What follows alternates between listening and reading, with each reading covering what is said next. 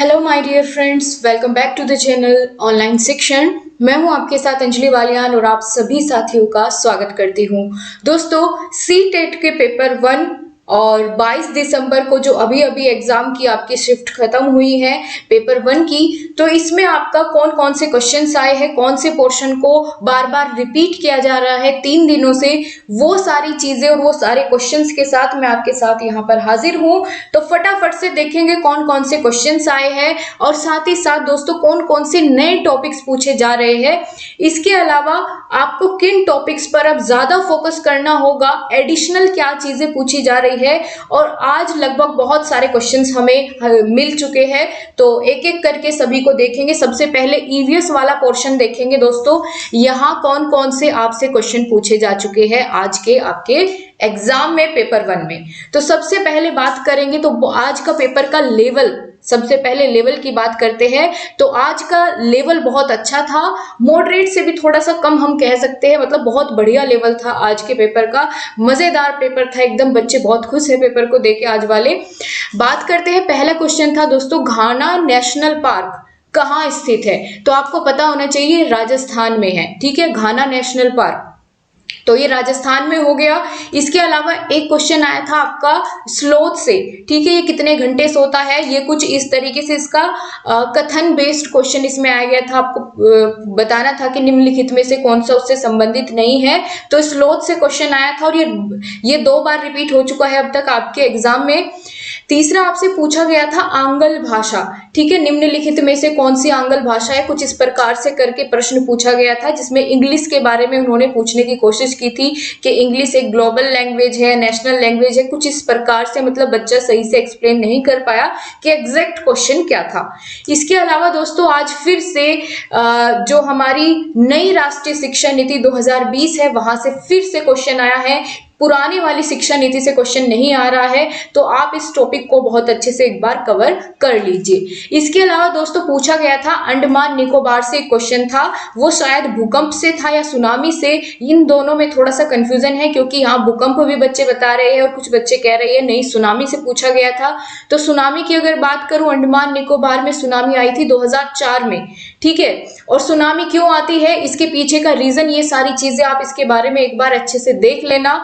इसके अलावा दोस्तों एक डिश से संबंधित क्वेश्चन आया था, उसमें मैचिंग पूछी गई थी, चाइना की कौन सी है, ठीक है, और हांगकांग की कौन सी है, ये इस प्रकार से। और मछली को जो है नारियल के तेल में तल के कहाँ बनाया जाता है, तो मैचिंग वाला क्वेश्चन था, यानी आपको डिशेस कौन कौन सी कहाँ की फेमस है वो आपको इसके लिए पता होनी चाहिए। बिल्कुल आज तो एग्जैक्ट क्वेश्चन आपके लगभग मिल रहे हैं।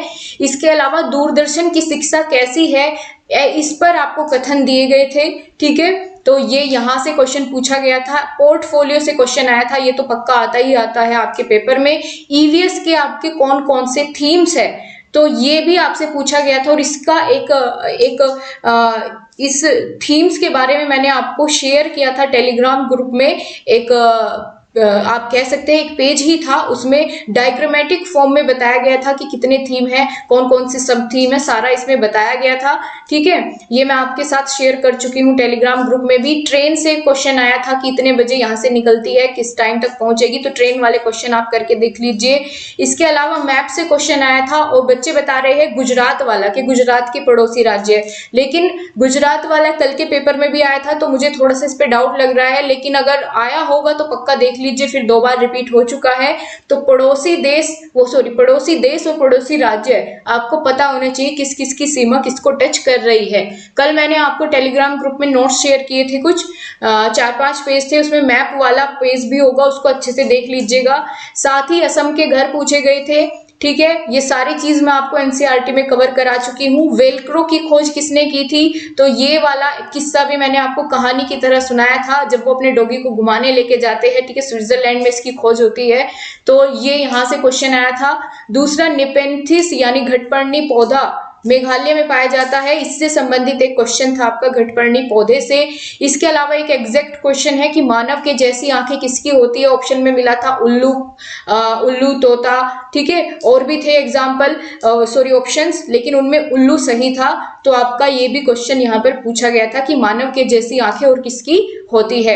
अल बरूनी से क्वेश्चन आया था दोस्तों, देख लीजिए, ये अल बरूनी से क्वेश्चन कल भी आया था और आज भी आया है। तो अल बरूनी को बहुत अच्छा, जो कि उज्बेकिस्तान से भारत में आया था, और इन्होंने यहाँ के बावड़ियों के बारे में, कुओं की मंडेर जो होती है उसके बारे में बताया था कि यहाँ के बहुत अच्छे कारीगर है। तो ये इनके बारे में आप पढ़ लीजिए, यानी बहुत मजेदार रहा आज वाला पेपर। इसके अलावा दोस्तों इंग्लिश का एक ही क्वेश्चन मिला है, उसमें ये पूछा था ईएसएल की फुल फॉर्म क्या होती है।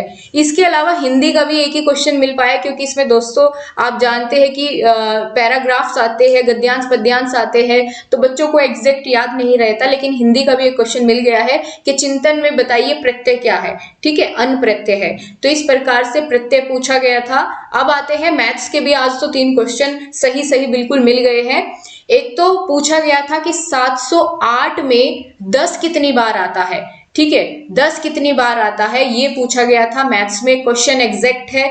दूसरा ये पूछा गया था कि जब बच्चा आकृतियों में अंतर करना शुरू कर देता है, उनका अंतर पहचानने लगता है, तो वेन हीले के कौन से लेवल पर वो उस समय रहता है।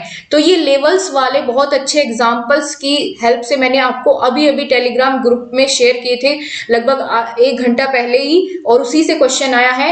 और ये वाला जो क्वेश्चन है मैथ्स में दोस्तों ज्यादा पेडागोजी नहीं है, इन्हीं को रिपीट करेगा एग्जामिनर। आप देख लो 101% आपका यहाँ से, इस वाले टॉपिक से आपको मैथ्स में देखने को मिलेगा। टेलीग्राम ग्रुप में शेयर किया है अभी थोड़ी देर पहले, उसको देख लो, बहुत अच्छे से एग्जाम्पल के थ्रू समझाया है।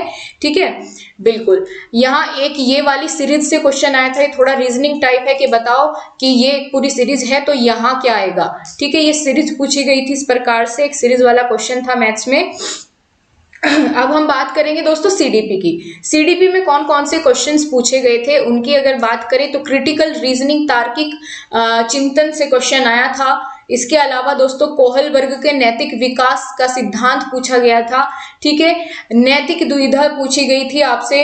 इसके अलावा दोस्तों यहाँ पर इसी का पार्ट हो जाता है ये तो। इसके अलावा फिर मूर्त चिंतन, तार्किक चिंतन जो प्याजे की स्टेज है, ठीक है, और संरक्षण, ये वाले गुण कौन सी स्टेज में देखने को मिलते हैं, ये क्वेश्चन आपसे पूछा गया था। आपसे एक क्वेश्चन ऐसे पूछा था कि बताइए किताब मूर्त है या अमूर्त है।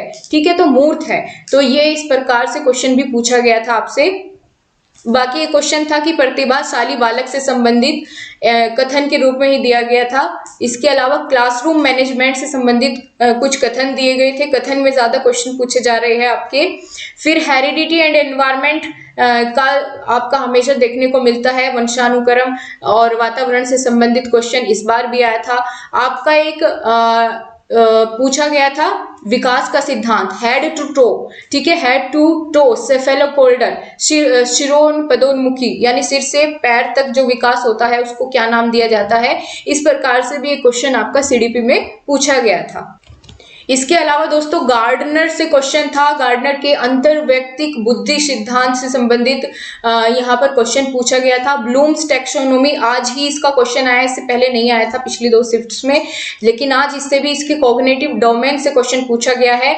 आरपीडब्ल्यूडी एक्ट 2016 जिसके अंदर 21 जो है डिसेबिलिटीज को ऐड किया गया, उसके बारे में यहाँ कुछ पूछा हुआ था। आरपीडब्ल्यूडी एक्ट 2016, रचनावादी सिद्धांत से भी कोई क्वेश्चन पूछा गया था। तो ये सारा था आपका आज का एनालिसिस। बहुत सारे क्वेश्चन आज आपके मिल गए हैं, और इन सभी टॉपिक्स को आप पी जाओ घोल करके, बस ये समझो, क्योंकि देखिए कई सारी चीजें इसमें बार बार रिपीट हो रही है। आपकी राष्ट्रीय शिक्षा नीति 2020 ये रिपीट हो रही है। ठीक है, आपका जो फूड से रिलेटेड क्वेश्चन है वो आ रहा है। ठीक है, घर कैसे है उससे संबंधित क्वेश्चन बार बार रिपीट हो रहा है। तो ये सारे क्वेश्चंस जो है आप बहुत अच्छे से इनको कवर कर लो, मैप रीडिंग कर लो बढ़िया तरीके से 2-4 बार, और अच्छा तो आपको पता चल रहा है क्वेश्चन कैसे पूछे जा रहे हैं, तो आप बिल्कुल आसानी से बहुत अच्छे नंबरों से पास कर पाएंगे। और सेकंड मीटिंग के लिए सभी बच्चों को all the best, second paper जिनका भी है आज। और फिर मिलेंगे आपसे अगले एनालिसिस के साथ। टेलीग्राम ग्रुप को ज्वाइन कर लीजिए, वहां पर इंस्टेंट इन्फॉर्मेशन आपको मिल जाती है। So thank you so much guys, bye bye, take care. Guys, अगर आप एलटी ग्रेड सहायक अध्यापक भर्ती 2022 की परीक्षा के लिए तैयारी कर रहे हैं और अभी तक कंफ्यूज है कि किस बुक से आपको बहुत अच्छे तरीके से तैयारी करने का अवसर मिलेगा, तो ये यहाँ पर मैं आपको सजेस्ट करना चाहूँगी। चक्षु पब्लिकेशन की बुक आती है एलटी ग्रेड के लिए और यहाँ पर बिल्कुल नवीनतम पाठ्यक्रम के अनुसार प्रीवियस ईयर क्वेश्चंस को या पेपर्स को ध्यान में रखते हुए पूरा पाठ्यक्रम इस बुक में तैयार किया गया है। साथ ही इसमें 2019 का पेपर भी सोल्व दिया गया है और साथ ही साथ यहाँ पर आपको बहुत सारे नए नए क्वेश्चंस देखने को मिल जाएंगे और 800 बहुविकल्पीय प्रश्न भी इसी बुक में आपको देखने को मिलेंगे। आपकी प्रत्येक विषय की यहाँ पर ये बुक अवेलेबल है। इसी के साथ यहाँ पर आप लोग देख पाएंगे, ये यहाँ पर आप देख सकते हैं सभी सब्जेक्ट्स की आपकी ये बुक अवेलेबल है, ठीक है। और इसी के साथ इस बुक की खासियत ये है कि जितना भी मटेरियल है वो बिल्कुल सिलेबस को ध्यान में रख कर के दिया गया है। कुछ भी एक्स्ट्रा नहीं है, कुछ भी कम नहीं है, बिल्कुल जितना होना चाहिए उसके हिसाब से सारी चीज़ें व्यवस्थित रूप से आपको इस बुक में मिलेगी। साथ ही इसके प्रैक्टिस सेट भी आते हैं, आप लेना चाहेंगे तो आपके पास के किसी भी बुक स्टोर पर ये बुक अवेलेबल हो जाएगी चक्षु पब्लिकेशन की, या फिर आप इसको ऑनलाइन भी खरीद सकते हैं जिसका लिंक आपको डिस्क्रिप्शन में दे दिया गया है। Thank you guys.